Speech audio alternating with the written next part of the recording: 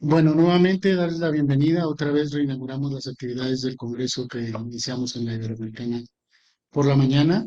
Gracias por seguirnos a través de las redes sociales y de YouTube. Esperemos que nos sigan durante el transcurso de nuestro evento termina hasta el día jueves. También a nombre de la UNAM, como parte de la comunidad universitaria, les damos las gracias y nos sentimos orgullosos de estar en nuestra como quinta, sexta casa, ¿no? Y que de todas maneras, como siempre lo digo, la UNAM siempre será su casa. Hoy vamos a tener una conferencia de Roberto López Vela. Él es doctor por la Universidad Autónoma de Madrid y catedrático de la Universidad de Cantabria, especialista en la historia de la Inquisición, principalmente en la cuestión institucional y jurisdiccional de la Inquisición y sobre todo ha tratado lo del Estatuto de Limpieza de Sangre y él en lo personal pues va a hablar sobre ese asunto. La idea que tenemos aquí, y lo decía en la mañana, sí, tenemos que acabar ya de tajo con esta leyenda negra que tienen sobre la Inquisición. La Inquisición es un tribunal y como tal debe ser tratado como una historia institucional. Tiene ideología particular, principalmente la transgresión de la fe, y sobre eso debe centrarse en los estudios inquisitoriales. Por eso es tan importante el acercamiento con los procesos, con los casos y con la edificación de toda una maquinaria institucional que sobrevivió 300 años. Y que lejos, y ahora que estamos precisamente en esta casa, lejos de maltratar a los reos, distaba mucho de eso el Tribunal del Santo Oficio en México. Los cuidaban mucho, como lo verán en la exposición de John, y no es, la historia negra radica a partir de tener a un tribunal que quemaba, que mataba, y no, la Inquisición, el Tribunal de la Nueva España no fue así. Hubo periodos, sobre todo en el siglo XVI, donde se acrecentó la cuestión de la persecución judeoconversa, como lo van a ver ahora mismo con Roberto López Vela, pero eso no indica para nada la dirección que tuvo el Tribunal del Santo Oficio, sobre todo en el siglo XVII y XVIII. Ahora, tampoco es la misma Inquisición española que la Inquisición instaurada en América. Eso es una diametralmente distinto. La lógica persecutoria es totalmente diferente. Y de hecho, mientras en España se debatía sobre la guerra de sucesión, aquí se estaba debatiendo sobre la ortodoxia cristiana. Pero bueno, sin más, y no quiero robarle el micrófono a Roberto, vamos a escuchar a Roberto López Vela con su participación Limpieza de Sangre, Inquisición y Monarquía, la trayectoria de una controversia en el siglo XVII. Tiene usted 45 minutos, doctor, todos suyos. Muchas gracias. Bueno, había preparado un PowerPoint para exponer un poco, para ilustrar mi exposición, pero parece ser que no va a ser posible su exposición. Bueno, a mí me gustaría, y es un poco la temática que quiero tratar, centrarme en la limpieza de sangre. La limpieza de sangre es una cuestión muy controvertida. Mi objeto de exposición va a ser la limpieza de sangre. La limpieza de sangre, y es una cuestión sobre la que me gustaría llamar la atención, es una cuestión bastante particular y diferente de lo que son las actividades propiamente inquisitoriales. Porque la Inquisición nace, se desarrolla, es decir, nace, crece y muere como tribunal de la fe, eh, preocupado por la persecución de la herejía.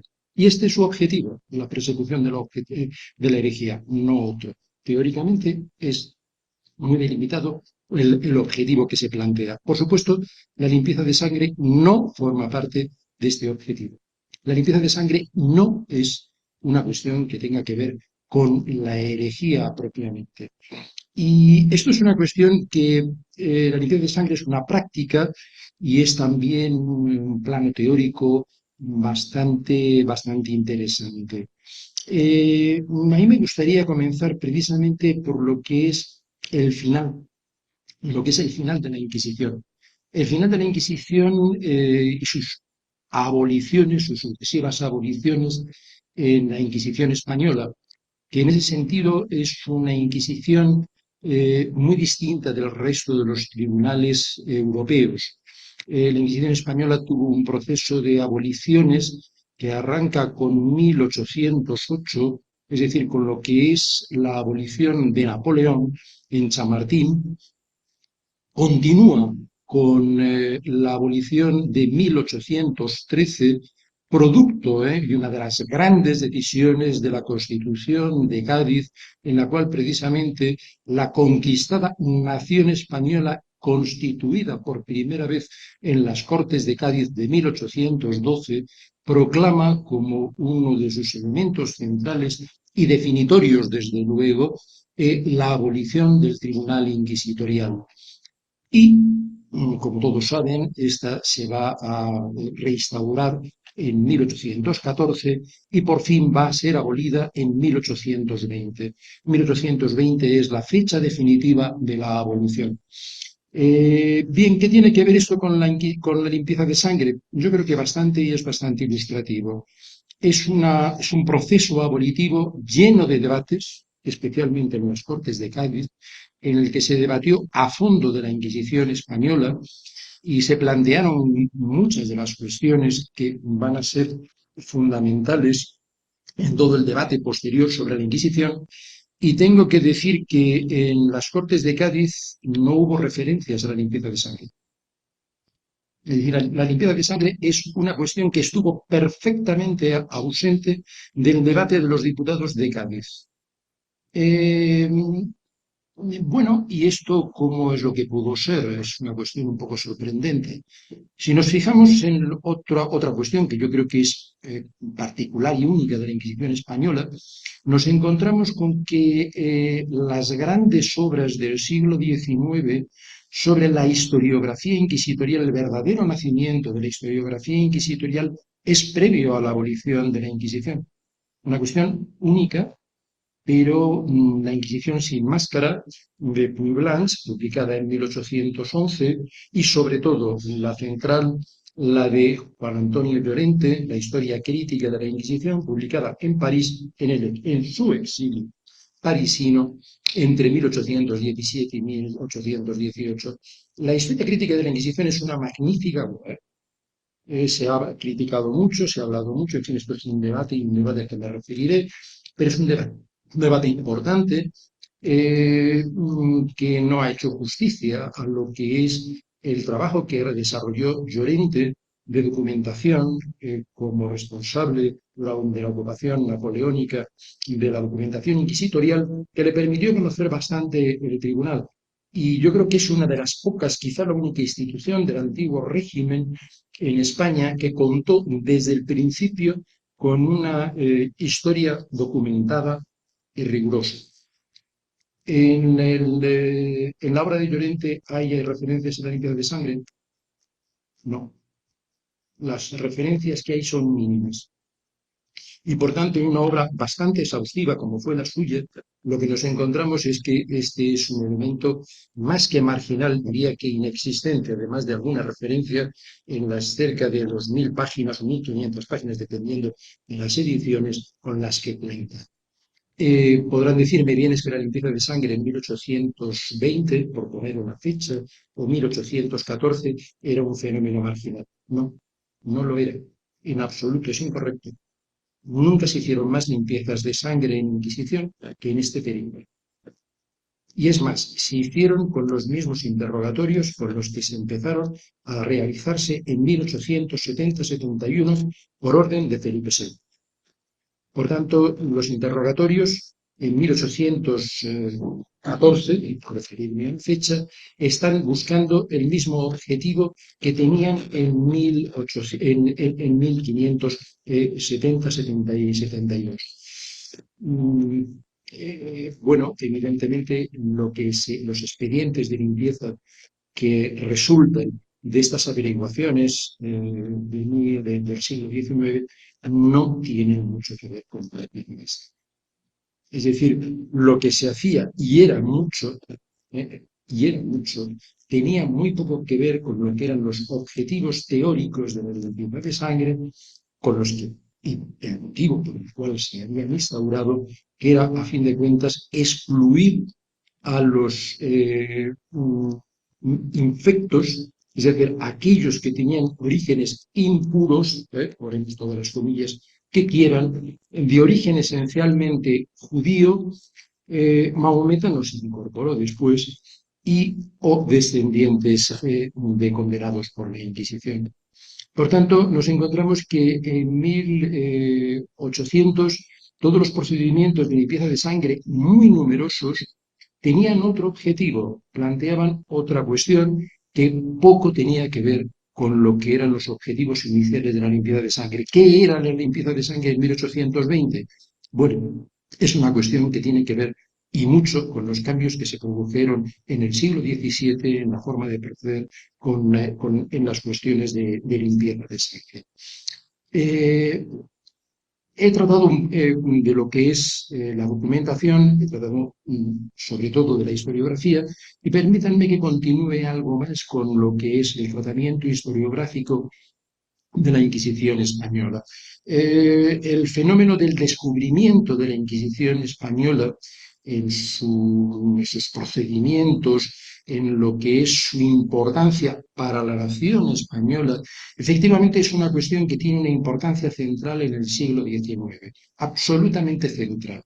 Y de hecho, una gran parte de mis trabajos los he dedicado precisamente a esta cuestión y a lo que es la importancia, una cuestión de no menor calado, la importancia de la historia moderna, de lo que es ese periodo comprendido entre lo que entendían como la construcción de la nación española, me refiero a los historiadores del XIX, la construcción de la nación española por los reyes católicos y su, dijéramos, degeneración con los Austrias.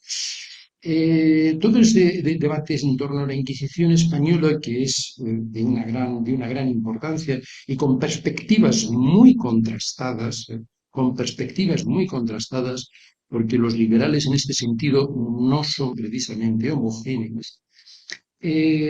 Plantearon también una recuperación de lo que eran la importancia de los judíos en España, especialmente a partir de la obra de Amador de los Ríos. Amador de los Ríos es el gran recuperador de lo que es el pasado judío con todos los prejuicios habidos y por haber, porque evidentemente Amador de los Ríos seguía defendiendo lo que es en fin, la naturaleza de los judíos como gente especialmente propensa a todo un conjunto de herejías y demás. Y por tanto, no se puede decir que sea una historiografía objetiva o no, es una historiografía que continúa, como va a continuar en gran parte del siglo XIX, con todo lo que es los grandes, un poco con lo que es la exclusión de la cuestión de los judíos.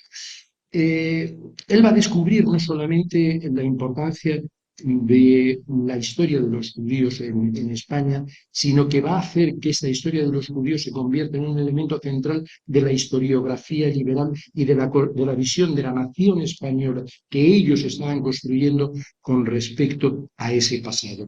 Y por tanto, el debate sobre los judíos es una cuestión fundamental en la construcción de la nación española y de la visión de la historia de la nación española. De hecho, la obra de Modesto Lafuente, que es la historia canónica del siglo XIX, es una historia recorrida precisamente por la influencia de Amador de los Ríos. Y de hecho, uno de los trabajos que más trabajo, precisamente más esfuerzo me llevo, es precisamente el análisis de la historia de Modesto Lafuente y ver lo que fue el peso de esta herencia judía, de esta represión sobre los judíos en la historia nacional. Por supuesto, Amador de los Ríos va a condenar sin ningún género de dudas la limpieza de sangre, va a considerarla como un elemento completamente negativo, una cuestión en la que se va a sumar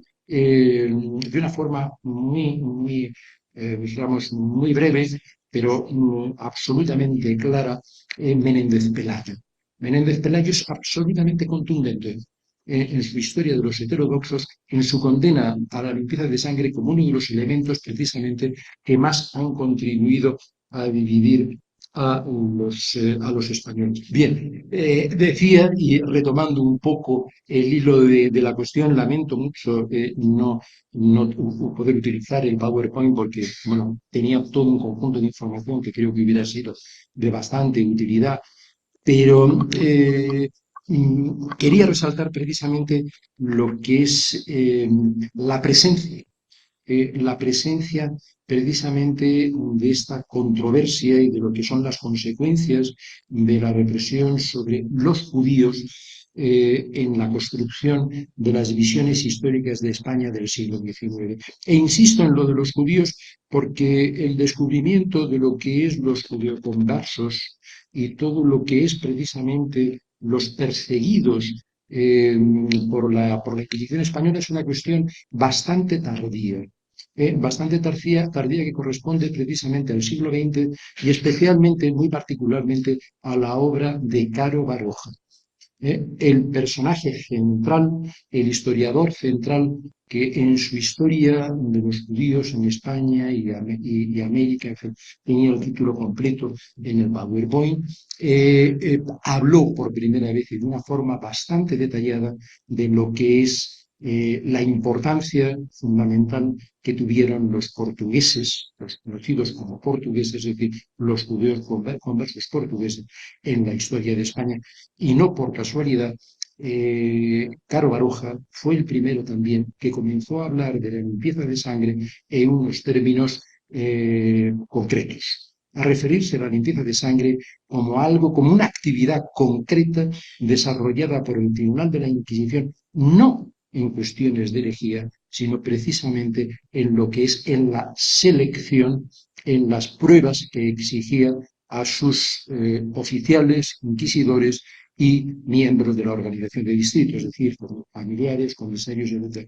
Por primera vez, con Caro Baroja, y estoy hablando de 1960, encontramos lo que es una radiografía concreta, específica, de lo que es el fenómeno de la limpieza de sangre. La limpieza de sangre no es, como dije al principio, no es una cuestión, no es ninguna creación de la Inquisición española, en absoluto.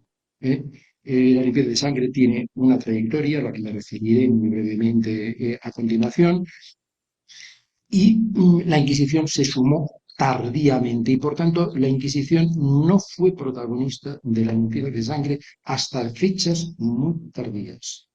El fenómeno de la limpieza de sangre, y en fin, el tiempo corre, no me puedo detener en ello, el fenómeno de la limpieza de sangre, el momento en el que nace y que se considera canónicamente el momento de su nacimiento, es 1449, el estatuto, el conocido como Estatuto de Sarmiento, el estatuto de exclusión en el Concejo de Toledo. Es una pieza, yo creo que fundamental, que cuando se habla de limpieza de sangre siempre se debería tener en cuenta y especialmente, muy particularmente, todavía más, tendríamos que tener en cuenta lo que es la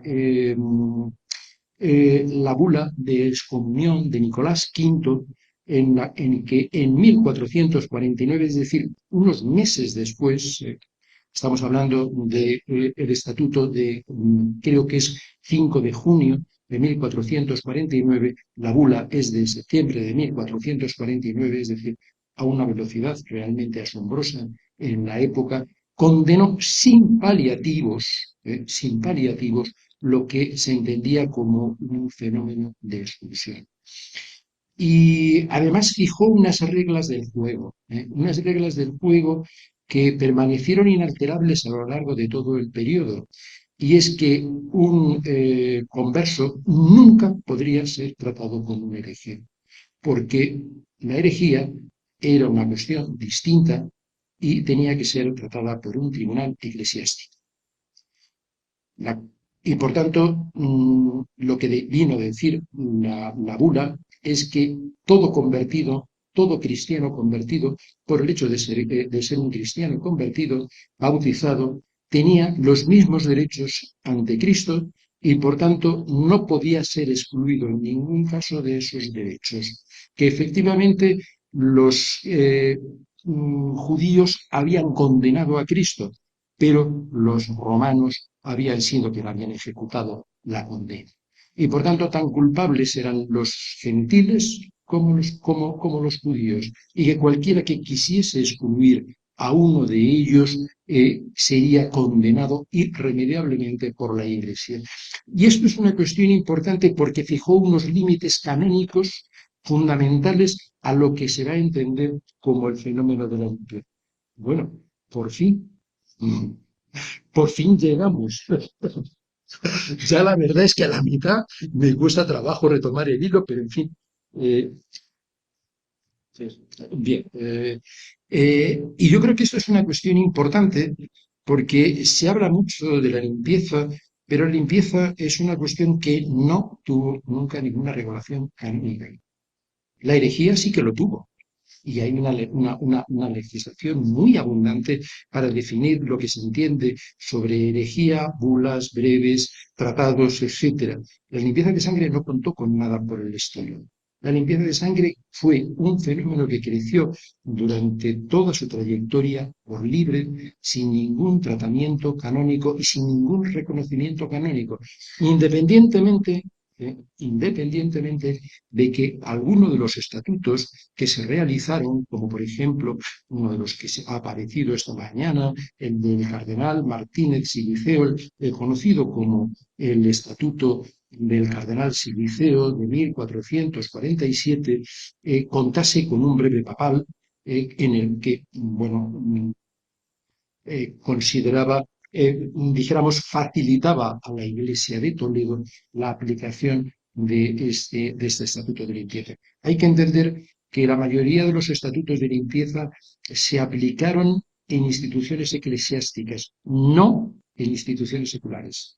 Por ejemplo, no en conceptos urbanos. Las pruebas de limpieza es un fenómeno esencialmente de instituciones eclesiásticas, no de instituciones seculares. Y por tanto, no es un fenómeno tan general como se piensa. Puede haber declaraciones sobre la limpieza de sangre, genéricas, pero capacidad de exclusión bastante limitadas. Precisamente el Estatuto de Toledo, y este es su gran aportación, no era original, también hay que decirlo, es a partir del momento en que se generalizó, pero había otras pruebas de limpieza de sangre. Lo que instauró en 1547 fue la exigencia de unas pruebas de limpieza de sangre para que todo miembro del cabildo, que todo personal de la Iglesia de Toledo tenía que realizar unas pruebas de limpieza de sangre que a través de unos mecanismos y de unos interrogatorios de averiguación bastante detallados, tenían que clarificar si el candidato, es decir, si el pretendiente tenía sangre infecta o no tenía sangre infecta. Un estatuto que carezca de estas pruebas de limpieza realmente carece de cualquier capacidad de exclusión. La única capacidad de exclusión que existe son las de estas pruebas de limpieza de sangre. Y me detendré en qué consisten en estas pruebas de limpieza de sangre. Bueno, estatutos genéricos de limpieza de sangre. Sí. Incidencia de esta limpieza de sangre de estos estatutos genéricos. Poca o nula. De hecho, el cardenal Martínez Silicio impuso este estatuto como previamente lo había hecho a finales del 15 el Colegio de San Clemente de los Españoles de Boloña, en Italia, que fue el primer estatuto de limpieza de sangre, el que se aplicó en Italia, ¿eh? Continuado por otros colegios mayores, son los únicos que tenían capacidad de excluir en función de, porque la Iglesia de Toledo, y este es el motivo concreto por el cual se impuso, los canónigos que eran designados por el Papa conseguían exenciones para cualquier tipo de requisito exigido por el Cabildo de Toledo. Y por tanto, este estatuto impuesto por por Martínez Silicio y el esfuerzo por conseguir el brevet papal es precisamente el intento de neutralizar lo que es los caminos que los miembros del Cabildo y los personajes del Cabildo Eclesiástico de Toledo habían conseguido para eludir cualquier control. Como todos saben, el Cabildo de Toledo pertenecer al Cabildo de Toledo es mucho más valorado en España que ser obispo de muchos obispados. Las rentas de un canónigo de Toledo eran superiores a las de gran parte de los prelados y obispos españoles. Bueno, parece que ahora puedo disponer de ello. En fin, ya casi que prescindo de ello, porque ya continúo con el hilo. Y por tanto, las pruebas de limpieza de sangre se realizaron en instituciones específicas, eclesiásticas esencialmente, y se generalizaron en la Inquisición a partir de las cédulas de Felipe II de 1570-1572, sin contar con breve papel. E insisto en esto, la Inquisición nunca hizo pruebas de limpieza de sangre respaldada por ningún breve papel. Nunca. Y nunca fue protagonista. Quien continuó siendo protagonista fue la Iglesia de Toledo, que fue quien dirimió todas las cuestiones de limpieza de sangre durante un periodo bastante prolongado.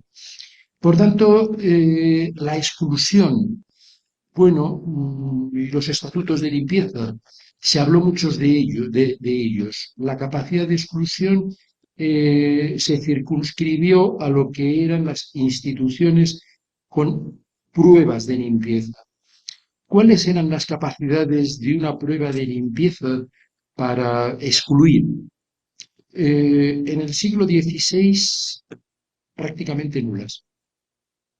Baltasar Cuart-Moner hizo un magnífico estudio precisamente sobre las pruebas de limpieza del Colegio de San Clemente de los españoles. La primera institución que impuso las pruebas de limpieza de sangre. Y lo que vino a demostrar es que efectivamente se podía excluir a quien se conocía, aquellos que eran descendientes directos, conocidos, de los que eran judíos convertidos. A partir de 1492, esta posibilidad, en el plazo de muy pocas generaciones, desapareció.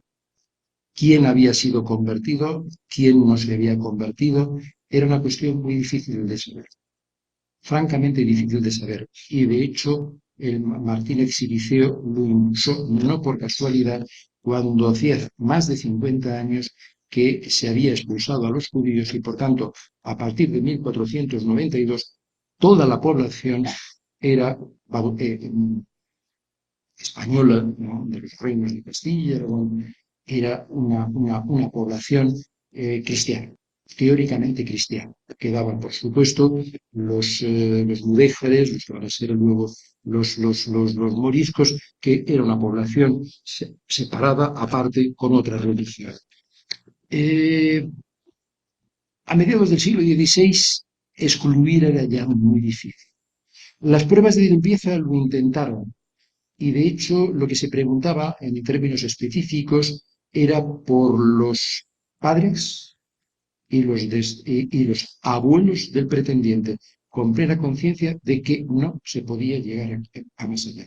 La Inquisición sí fue protagonista en una cuestión, y eso es una cuestión que estudié precisamente, es uno de mis primeros estudios, todo lo que es el andamiaje de cartas acordadas, de legislación y de procedimientos para regular la limpieza de sangre.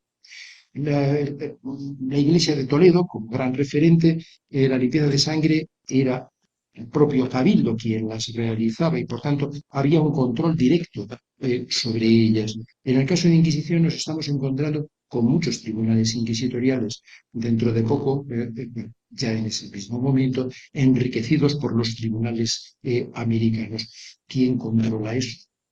Son muchos tribunales quienes tienen que realizar las pruebas y, por tanto, es necesario toda una legislación detallada. Una legislación y unos procedimientos en los cuales, en mi opinión, Inquisición fue bastante más lejos que cualquier otra institución. No fue creativa, simplemente aplicó unos procedimientos cuya capacidad de exclusión y los propios inquisidores y la propagística inquisitorial al respecto, abundante por cierto, fue bastante consciente de sus muchos límites. Lo que es cierto es que la realización de estas pruebas de limpieza de sangre generó una gran controversia precisamente porque creaba muchos conflictos sociales. La prueba de limpieza de sangre, por su propia naturaleza, es decir, extrajudicial, y siempre fueron extrajudiciales, no eran cosa juzgada. Una prueba de limpieza de sangre que realizaba un señor era una válida para la institución en la que la realizaba, pero no para la siguiente petición en la que lo realizaba. Y esto es una cuestión que se percibe claramente en Inquisición, porque las de Inquisición, por la propia naturaleza del tribunal, son las que van a gozar en muy poco tiempo de la mayor credibilidad. El resto de las pruebas de limpieza son pruebas que no pueden acceder a los tribunales, a los archivos, mejor dicho, de los tribunales inquisitoriales. En ningún caso. Y esto fue una durísima polémica, durísima, con el Consejo de Órdenes, consultas sucesivas a Felipe III, Felipe IV, para conseguir acceder a los archivos inquisitoriales para realizar las pruebas de sus pretendientes. No lo consiguieron en ningún momento. Y por tanto, la Inquisición era la única que podía realmente acercarse a través de sus archivos a entender aquello de si, además de padres y abuelos, había tenido algún antecedente condenado por la Inquisición. Por tanto, la limpieza de sangre era una cuestión que cada institución hacía la suya, se convirtió en una cuestión terriblemente conflictiva y, sobre todo, en un mecanismo que había que pasar en sucesivas ocasiones con resultados distintos por cualquier pretendiente a un cargo de la administración de mediana importancia, especialmente si era de la administración eclesiástica, y por tanto la monarquía se vio obligada a tomar cartas en el asunto y en 1623 promulgó la pragmática de actos positivos, una pragmática fundamental. En fin, no tengo el PowerPoint para detallar aquí los puntos de la pragmática que ya estudié hace tiempo, pero es una pragmática que lo que intentaba precisamente era regular por primera vez las cuestiones de la limpieza de sangre. Es decir, lo que cada institución hacía de por libre con resultados bastante dispares, hay que reconocerlo. Las exigencias que planteaba la pragmática de actos positivos eran bastante concretas y entre ellas la más importante, lo que pretendía, es precisamente evitar esta multiplicidad de pruebas de limpieza. Quien tenía una prueba de limpieza por una de las instituciones de estatuto y decía cuáles eran las instituciones de estatuto, ya no tenía que volver a realizar pruebas de limpieza de sangre. ¿Quiénes serían estas instituciones de estatuto? La monarquía las define. Y por tanto, todo el mundo podía hablar de pruebas de limpieza de sangre, pero realmente las únicas que eran válidas, los únicos que tenían estatutos válidos de limpieza de sangre, eran la Iglesia de Toledo, por supuesto, los colegios mayores, Inquisición y órdenes militares. Y se acabó. Ninguno más. Y por tanto, el espacio de la limpieza de sangre seguía siendo un espacio concreto, bastante circunscrito. La pragmática de actos positivos fue una intención del conde duque de Olivares y ligada en cierto sentido, aunque en mi opinión no tanto, a todo lo que es esta penetración de los judeoconversos portugueses. Quizá, y esta es una opinión personal, pero se ha magnificado en exceso su importancia, independientemente de que reconozco y soy el primero que la dice que la tiene, porque además de los judeoconversos portugueses hay otros fenómenos que también tienen importancia. Y la conflictividad social que se está generando en torno a la limpieza de sangre y las pruebas de limpieza de sangre es un factor y un factor importante y desde luego, en mi opinión, el factor que determinó precisamente la pragmática de actos positivos de 1623. Mucho más que la penetración de los portugueses, de los conocidos como portugueses, cuyo estallido, dijéramos, cuya eclosión fue un tanto posterior. Esta pragmática tuvo un recorrido muy breve. Para ser exactos, fue directamente boicoteada por las instituciones eclesiásticas. Conozco bastante bien lo que hizo la Iglesia de Toledo, institución central, insisto. La Iglesia de Toledo en sus capítulos y en sus actas ni tan siquiera recogió no tomó nota de la existencia de esta pragmática de actos positivos. La pragmática, por supuesto, es la ley de máximo rango de la monarquía. Y por tanto, esta pragmática fue desobedecida sistemáticamente por las instituciones eclesiásticas que exigieron al rey el conseguir un breve papal para obedecer su orden. El rey sabía positivamente que el papa no iba a conceder un breve, lo intentó, no lo consiguió, sabía que era imposible y por tanto las instituciones eclesiásticas impidieron que esta pragmática realmente se aplicase. Inquisición fue la única que bueno, intentó en un cierto momento, 1623-26, aplicarlo, pero lo intentó el inquisidor general Pacheco. El Consejo, el Consejo de Inquisición se opuso, enfrentándose al inquisidor general, y en los tribunales inquisitoriales no hay, literalmente, y eso lo puedo garantizar, no hay limpieza de sangre realizada por actos positivos. Y quien plantea lo de los actos positivos sabe que se va a encontrar con una situación un tanto problemática porque va a tener muy mal prestigio el intentar, tan siquiera intentar realizar una prueba de limpieza de sangre por actos positivos. En cualquier caso, la decisión de 1623 de la monarquía es una decisión que marca bastante lo que es la preocupación social que va a girar en torno a lo que es las pruebas de limpieza de sangre y la conflictividad que se genera en torno a las pruebas de limpieza de sangre. Y de hecho, quien va a imponer una salida a la situación es la propia tratadística inquisitorial, que en este terreno sí tuvo la iniciativa. A partir de este momento, y estamos hablando de la década de 1620, 1630, Inquisición sí tuvo una importancia determinante en la evolución posterior de la limpieza de sangre, por primera vez. Y lo hizo a través de precisamente ir articulando una especie de jurisprudencia, y digo una especie porque no es una jurisprudencia, de exigencias para excluir. Si había cualquier testimonio de un pretendiente, no valían con las oídas. No podía ser excluido aquel al que se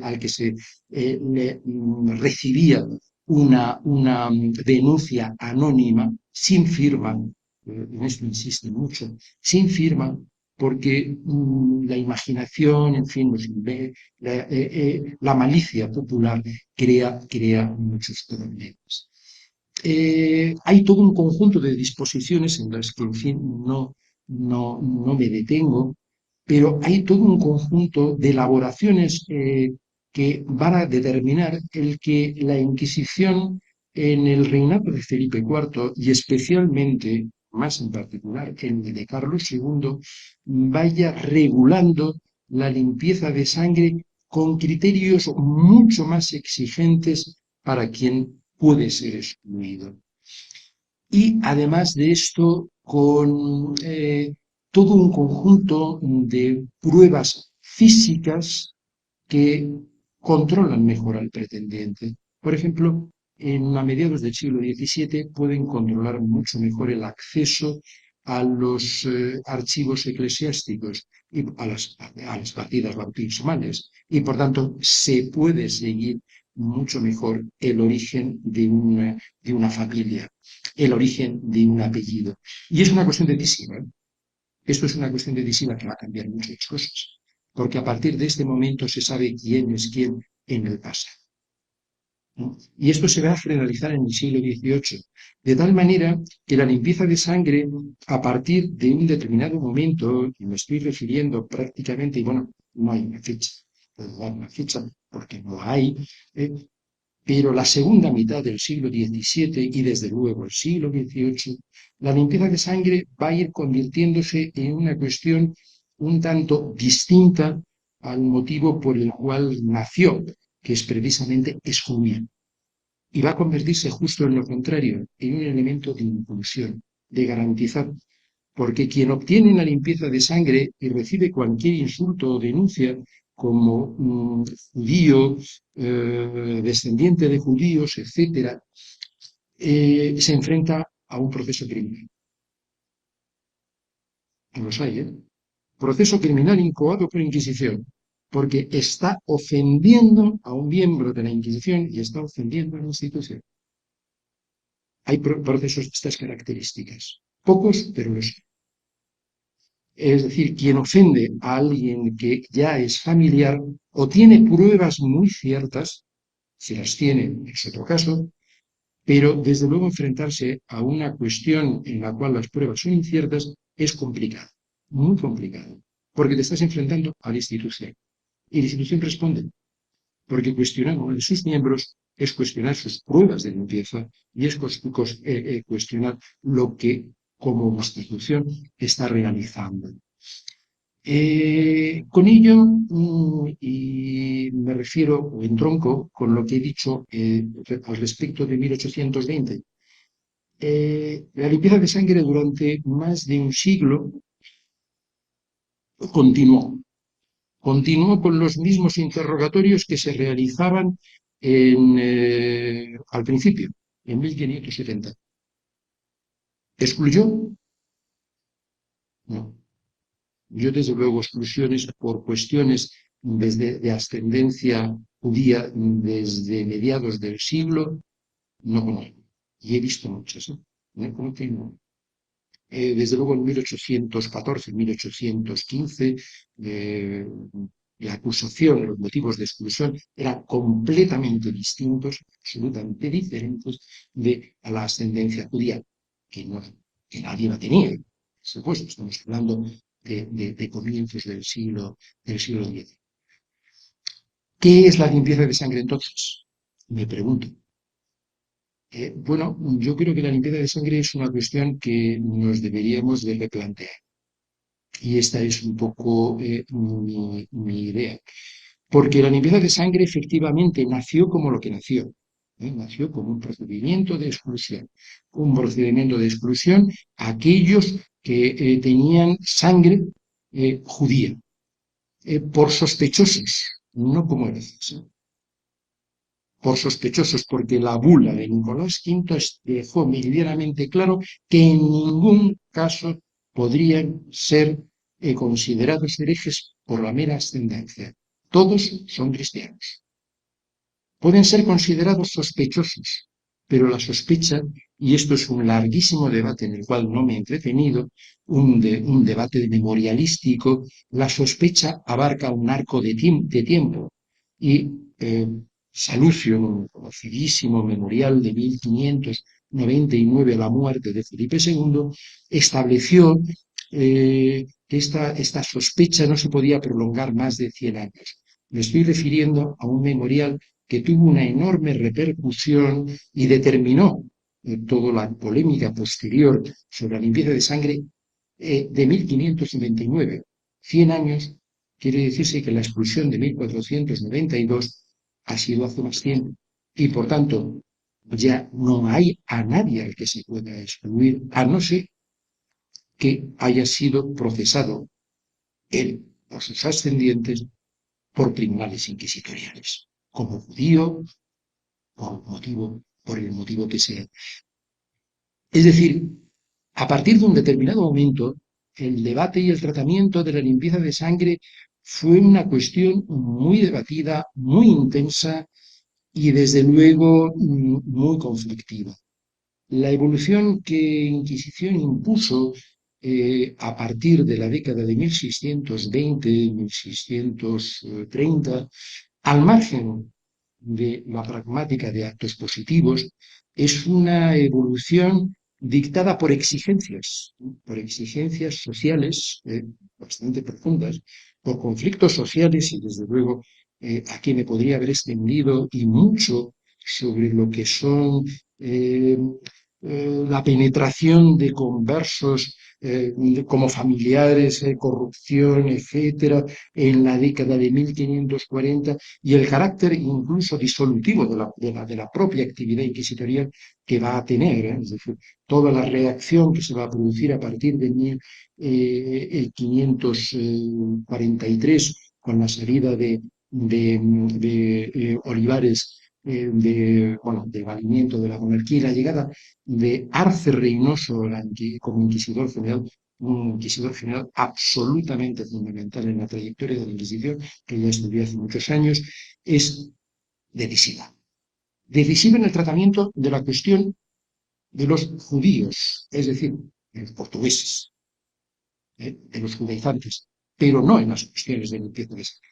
En la limpieza de sangre y en el tratamiento de la cuestión de la limpieza de sangre, todos, incluyendo el propio Arce Reynoso, y podría hablar de algunos de los tratadistas de confianza, de los más directamente vinculados a Arce Reynoso, que fueron los grandes teóricos precisamente de esta jurisprudencia en torno a lo que es las exigencias de la limpieza de sangre.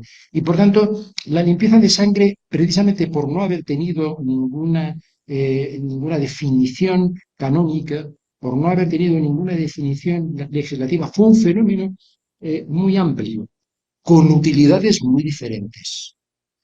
Y una cosa es la utilidad que se le dio en el siglo XV o se le dio en el siglo XVI, que no es la misma, o la que se le dio en el XVII, que es distinta, o la que se le dio en el siglo XIX, que es diferente. La limpieza de sangre, las pruebas de limpieza de sangre que se hicieron en América y las exclusiones por cuestiones de ascendencia indígena, bueno, indígena, un aborigen, no tiene nada que ver con lo que es un ascendiente judío.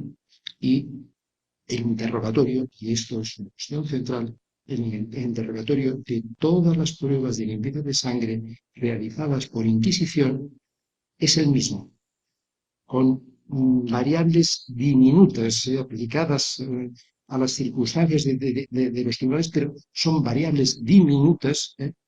Todos aplican el mismo interrogatorio. Es el protocolo y lo hacen desde 1560 y 1590. No cambia el procedimiento, lo que cambia es la utilidad. Y por tanto yo creo que el fenómeno de la limpieza de sangre deberíamos de ser bastante conscientes de que estamos hablando de algo bastante diverso, algo bastante distinto y desde luego, en mi opinión, nada que tenga que ver con exclusión racial. Entre otras muchas cosas, porque unas pruebas de limpieza de sangre, o lo que es una extensión del antiguo régimen, no tiene ninguna capacidad de excluir o de crear una segregación racial. Es mi opinión. Pero yo creo que eso, hablar de raza para los propios inquisidores, independientemente de que ellos lo utilizaban para referirse a los portugueses, ellos entendían raza de la forma en que no entendían, les hubiera resultado absolutamente sorprendente.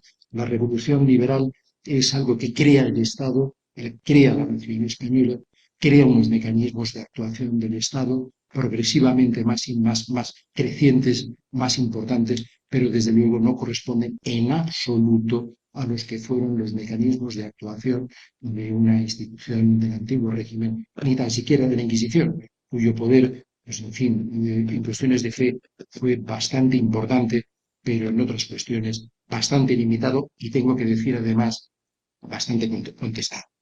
desde luego, en cuestiones de conflictos de jurisdicción, absolutamente contestada. Y por tanto, esas visiones omnímodas de la Inquisición, yo creo que la Inquisición es una institución histórica. Yo me eduqué en una generación de historiadores que precisamente rompió con todo lo que era una comprensión de la Inquisición como un fenómeno suprahistórico, negación de la libertad, en fin, bueno, todo lo que es los grandes temas de la historiografía del siglo XIX, para centrarnos en lo que es el estudio del trabajo de una institución que fue la Inquisición, con actuaciones concretas en una sociedad concreta, cambiante, cambiante en el tiempo, cambiante en el espacio y sometida a circunstancias bastante singulares, que desde luego creo que admiten muy poco lo que es generalizaciones al presente, sobre todo porque son generalizaciones que se construyeron precisamente a partir de la historiografía liberal, pero no antes. Ese poder omnímodo de la Inquisición, ese fantasma en el que se convirtió la Inquisición para los autores del siglo para el liberalismo español, bueno, no digamos norteamericano y demás, de la obra de Prescott, etcétera, pues es una cuestión que corresponde a un símbolo magnificado por ellos, pero desde luego no a una Inquisición que, como aquí se ha dicho en sucesivas ocasiones, pues vivió en circunstancias bastante concretas, en numerosas ocasiones entre penurias y con un poder, desde luego, bastante más limitado del que le presuponieron o el que le atribuyeron en el siglo XIX o en el siglo XX. Y con esto concluyo. Muchas gracias por su atención y lamento no haberles expuesto el PowerPoint y todo.